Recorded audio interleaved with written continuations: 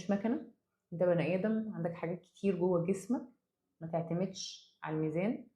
أنا عملت الفيديو ده مخصوص لإنه في ناس بتُحبط ومش بيكمّلوا سواء مع نَفْسهم أو مع دكاترة، وفي ناس بتبقى شغّالة ومصمّمة بس هي مُحبطة شوية، خلاص؟ طبعًا دول هايلين بصراحة وبيوصلوا، بنوصل مع بعض. أنا جات لي حد قعدت تقول لي في الأول: إيه ده والرقم الميزان، قُلت لها قعدت أقول كذا مرّة أهم حاجة المقاسات، أهم حاجة الshape، أهم حاجة لبسي. مع الوقت لقينا فرق، اقتنعنا وفهمنا إنه مش فارق معايا رقم الميزان، أنا نزلت 20 كيلو والّا أنا نزلت 10 كيلو بس شكلي مختلف.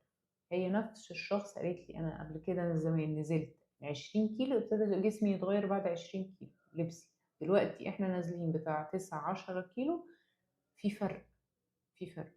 ليه؟ لإن إحنا محافظين على